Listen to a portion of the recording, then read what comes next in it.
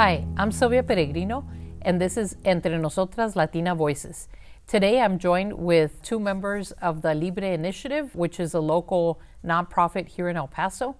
I'm here with Ms. Karla Sierra and Ms. Sunok Valenzuela. Welcome. Thank you so much for having us. We'll start by getting a little bit about both your backgrounds. Could you tell us a little bit about your background and your role within the organization? Sure. So thank you again for having us. We greatly appreciate the opportunity. And my name is Karla Sierra. I'm the director for the Libre initiative here in El Paso, Texas. Born and raised here. My grandparents migrated from Mexico, and my father did as well. And my mother was a police officer here in El Paso for over 20 years. I went away to finish my undergraduate study in Denver, Colorado, and then worked in corporate America for a little while. Also worked at the El Paso Times here, and then decided that I wanted to join the Peace Corps. So I served there for 3 years in Panama. And then, excuse me, when I came back, decided that I wanted to continue with the nonprofit sector. And Libre had an opening here in 2016, and so I applied and decided to continue my career path with them. That's great. Yes, I'm Sunok Valenzuela. I'm a Grassroots associate with Karla and Libre. I started actually attending the book clubs with her, and then I left to China to go work for 2 years, and then COVID happened, so I came back and I looked her up again, and she gave me the opportunity to start going to the book clubs once more, and little by little I became integrated into the group, first by volunteering and then getting the job, which I was very honored and happy to be working with her. That's great. That's wonderful. And for some of our audience that might not know about the Peace Corps, yes. What exactly is that, and what did you do in Panama? Sure. So the Peace Corps is a government agency. It was actually started by President John F. Kennedy, and the idea was for Americans to go into other countries in a peaceful way and kind of share our culture with other cultures. And so depending on your background and your experience, and they allow you to work with one community on a project that they might be trying to start or initiate. So with my business background, they sent me to Panama. So I was in a community where their fishing cooperative was trying to get funding from the United Nations. So I went in and I helped with some leadership workshops, helped them put a business plan together, and then we presented in front of a panel of different folks from around the country from the United Nations.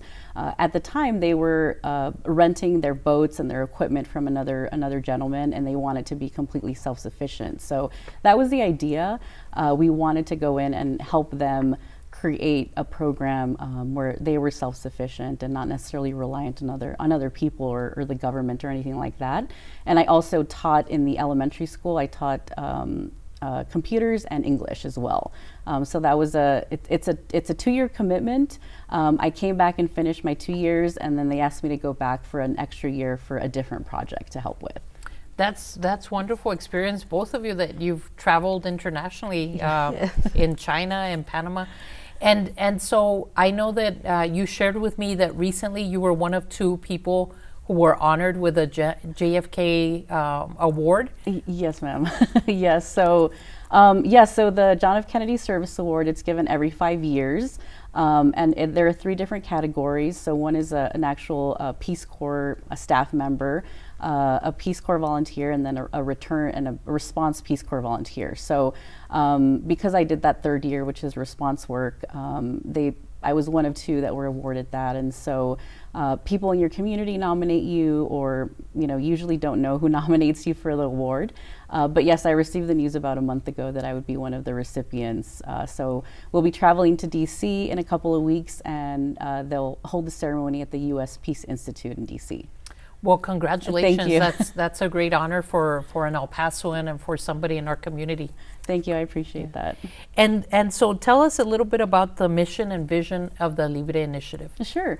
So Libre was started because our founder wanted to empower the Hispanic community, and him coming from migrant background. His parents migrated from Mexico, and they were migrant farm workers in the Washington area. He was given an opportunity to start an organization that would empower the Hispanic community, but also provide tools and resources for the Hispanic community. So, you know, unfortunately, sometimes when folks migrate to the U.S., they may have a language barrier or something like that. So one of the things that we started doing as a whole was teaching ESL classes, as well as teaching citizenship classes and driver's license classes, because even though we may think that everybody has a driver's license, some people don't, and that could be a barrier that's holding them back from maybe getting to a better job or something like that. So our goal was to empower the Hispanic community, but more importantly, I mean, we really want to work with anyone to do good and no one to do harm. And I always say this, I understand that I may not have the same, you know, background or opinions or that you may have, but if we can agree on one thing and work on that together and move forward, that's really what Libre is trying to do in the community. And so you mentioned you have ESL programs, citizenship, the driver's license. Are those free, or do people have to qualify to be eligible to be in them? So everything that we offer is absolutely free and open to the public. We never want, you know, a fee or anything like that to be a barrier for anyone to attend our events. And so typically, for example, with the ESL classes, we'll be kicking those off on May 9th at our office, which is just down the road here. It will be in the evening, and we provide dinner for everyone because we understand that, you know, they're taking away their time from maybe being at home and cooking a meal or something for their family. So we always provide a meal. And then, yes, of course, all of our events are free and open to the public. You know, the only thing we ask is that they register for the event or sign in once they arrive at the event. Besides those initiatives, what other projects or events do you have coming up in the near future? Yeah, great question. So we have continuously hosted our financial literacy workshops. And so that was actually how we started, you know, kind of introduce Libre to the El Paso community. So our sister organization, which is the Libre Institute, they are primarily the educational arm of Libre, where we come in and teach financial literacy workshops. We have a very great partnership with Socorro District right now, where there are some teachers that allow us to come in and actually teach the financial literacy to their students. We've also hosted those just for the general El Paso community, where, for example, you know, we'll host it at a restaurant or a coffee shop or something, and anyone is welcome to attend. We use the Dave Ramsey curriculum, which I'm not sure if you're familiar with him. I'm not familiar. So he's a, you know, financial guru based out of Tennessee, and they have a curriculum for, you know, middle school all the way to adults that are interested in just, you know, getting their finances in order.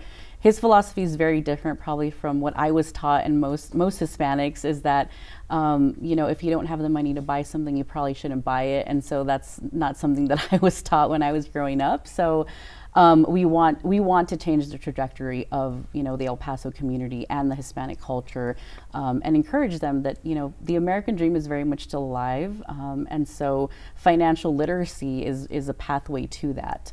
In addition to that, we do have community service opportunities for high school students and college students. We have internships.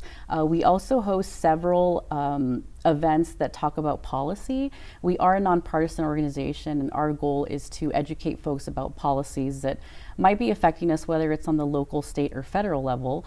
So we've been hosting an event that's called Pints in Politics, and so we invite, you know, legislators, whether they're incumbents or running in November, to just come and kind of share their story and talk about their platforms, what they're thinking of working on when they're in office. But it's very, you know, it's very informal. So we have it at Dead Beach Brewery once a month.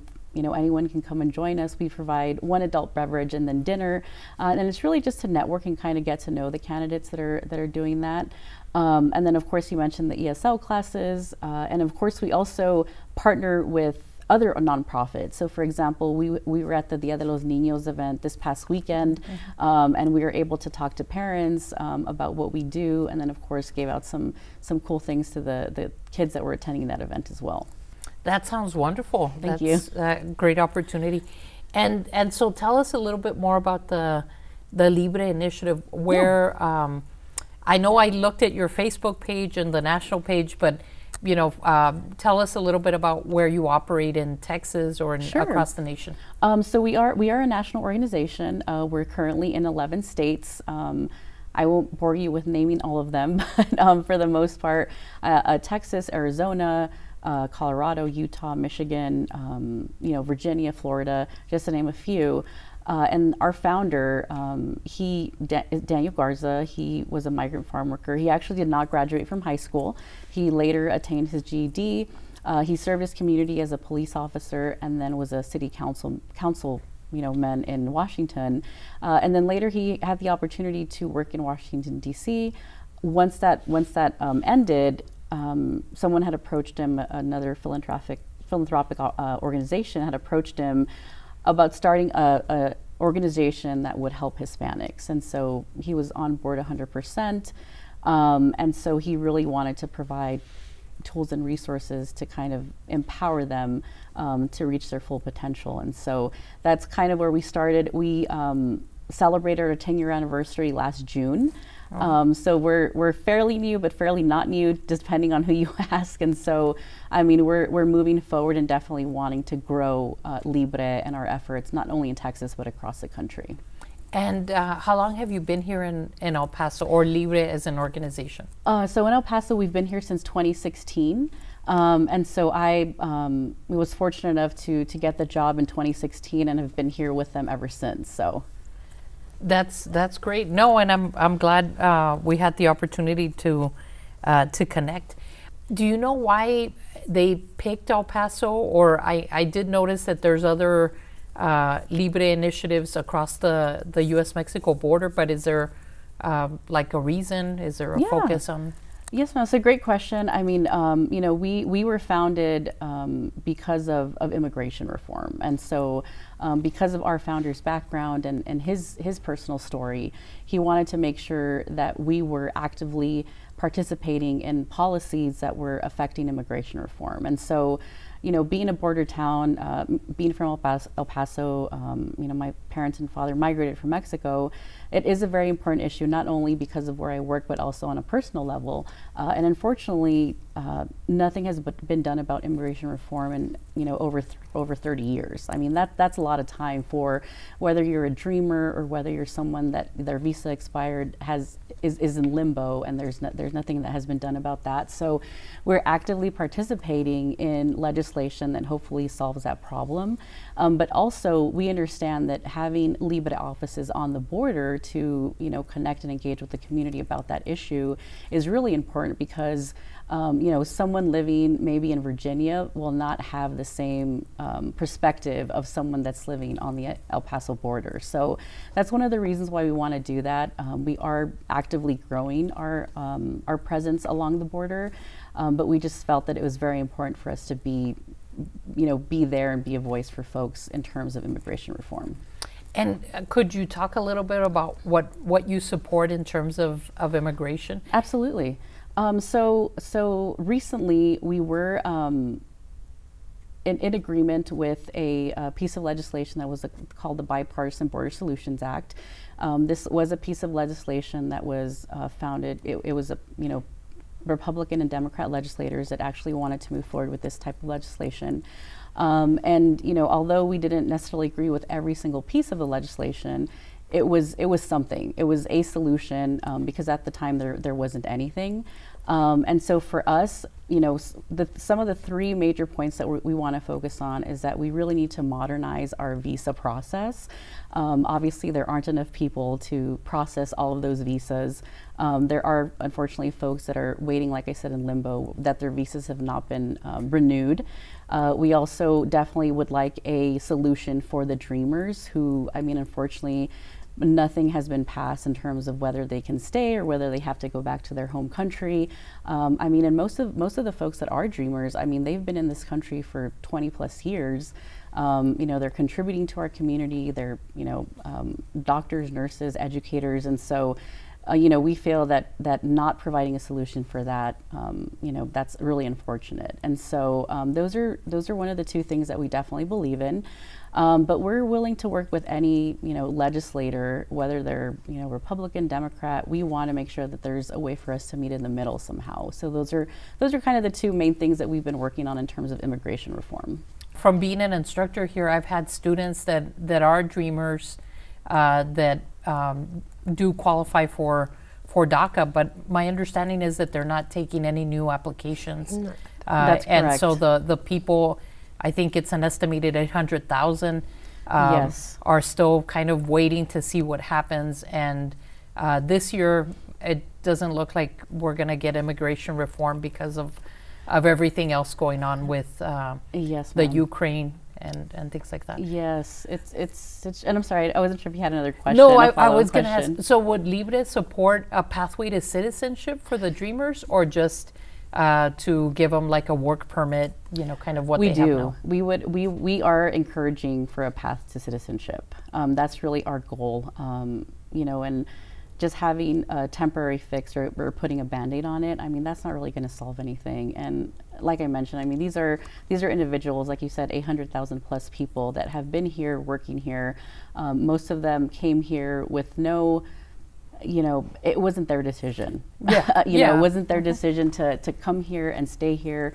That was something that was out of their control. But yes, we hope that there can be some legislation that provides them a path to citizenship. Just like my grandparents when they came here, I mean, they went through everything they had to go through to become citizens. My father, the same thing. And so I think that really is going to be more of a permanent solution for those 800,000 plus people that are here. Yeah, and so we'll see what happens with the midterm elections, and if Yes. Congress has the appetite to tackle such a big issue. Because Absolutely. I guess they've tried it a couple of times, but then nothing ever gets passed. Exactly. Yeah. Yeah, and it's unfortunate. You know, and like I said, it's been a problem that has not been resolved by either party. And so there have been opportunities, you know, to fix it. But unfortunately, like you said, other things arise, Ukraine, COVID. I mean, there have been other things that have been, I mean, a little bit more pressing based on you know, that particular topic. But, you know, immigration reform, like I said, 20, 30 plus years without a solution, I think that it's really important that we make it a priority soon. Since students might be watching this, or they might not have been born yet, but yeah, 1986, the Immigration Reform and Control Act with President Reagan. Yes. That was the last time that the country did anything big on immigration policy. Exactly. So amnesty and employer Yes. sanctions. Like if you Yes. want to summarize it in 3 words. Yes, ma'am. So we'll see, and usually the poll numbers do support the Dreamers along all absolutely. ethnic and racial groups. Absolutely. Libre has conducted several polls, and when it comes to providing a solution for Dreamers and allowing them, you know, a path to citizenship, I mean, it has to be at least in the 80s, where people are mostly in agreement that we need to solve that, you know, as soon as possible. And so besides immigration policy at the national level, what else, what other policies are you interested in, or what's your goal more at the local level? Yeah, so at the local level, we have engaged in property tax reform. I'm sure many of us, myself included, received our property tax bill and our appraisals and things like that over the last month.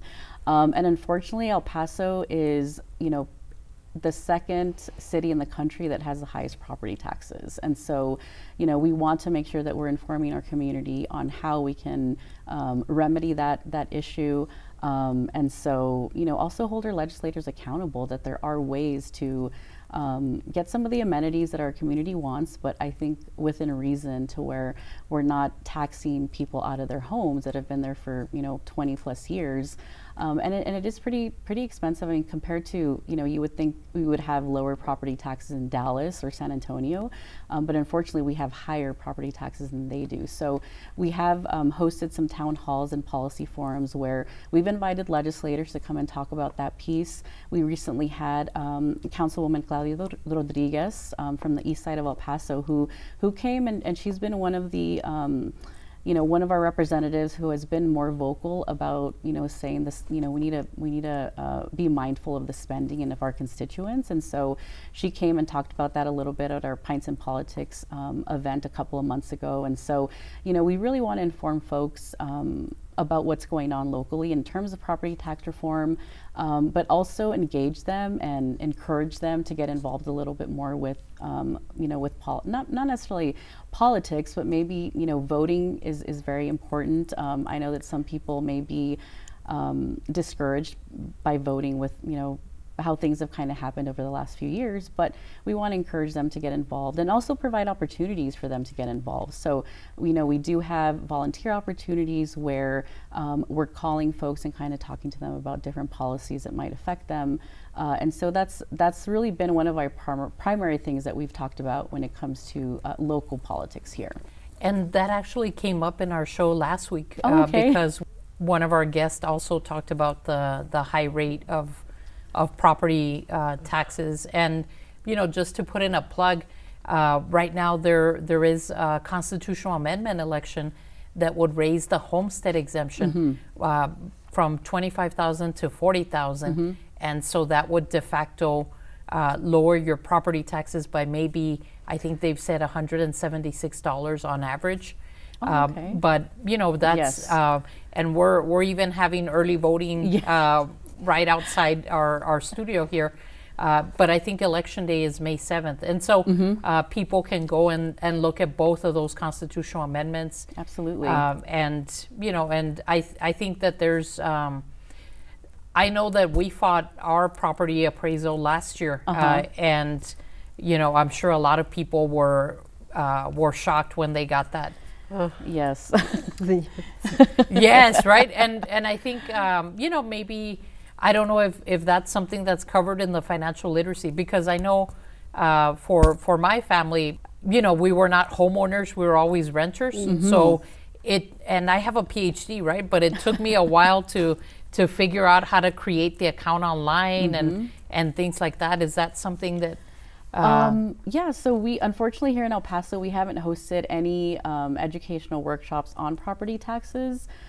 We definitely like to, because I know it's very important. And you're right. I mean, they do make the process pretty complicated, unfortunately.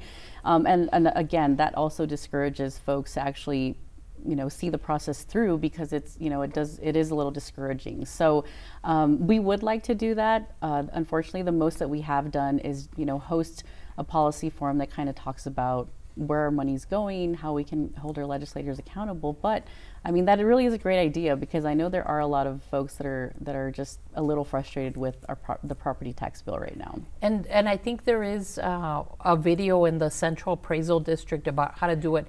Last year, I think it was just virtual because of COVID, but now since we're getting out of the pandemic a little bit, I think people can go in person or schedule an appointment.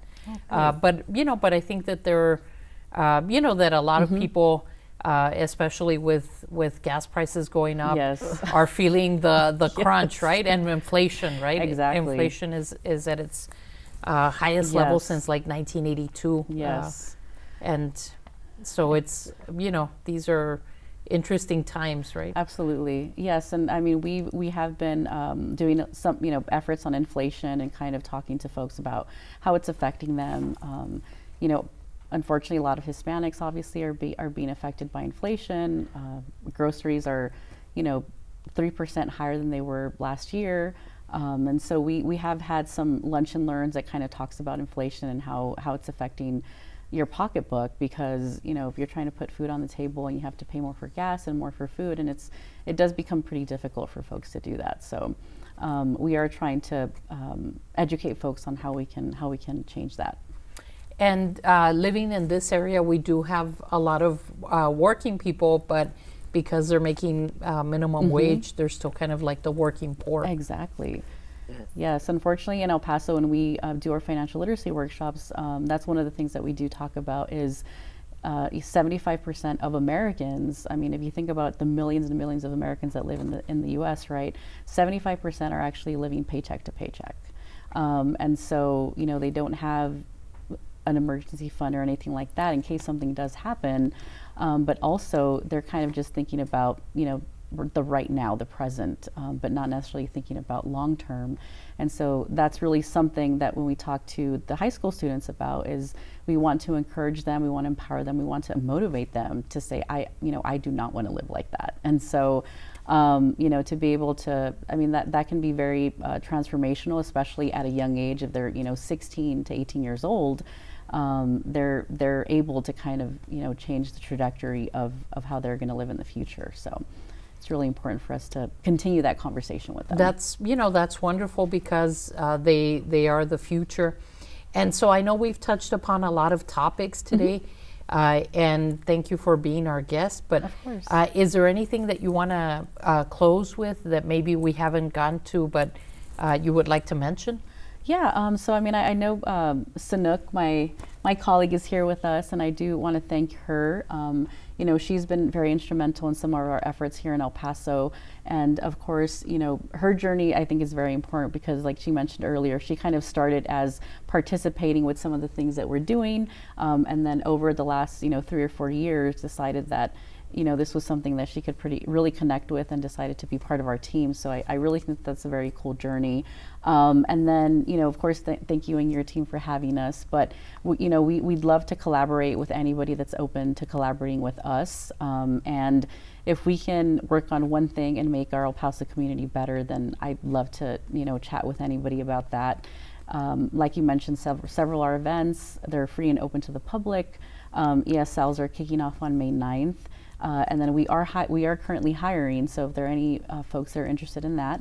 And then our internship program that's open to high school students and college students. So we do you know, a lot of different things. So it's very different every single day. So if you like that, you know, please reach out to us. You can reach us on our website, thelibreteinitiative.com, or my name is Karla Sierra, and email is ksierra@bilibre.org. And so we thank you for being here, and thank you for being our guest, and thank you for the work that you're doing in El Paso and in the rest of Texas. Thank you Thank so you. much. Thank you.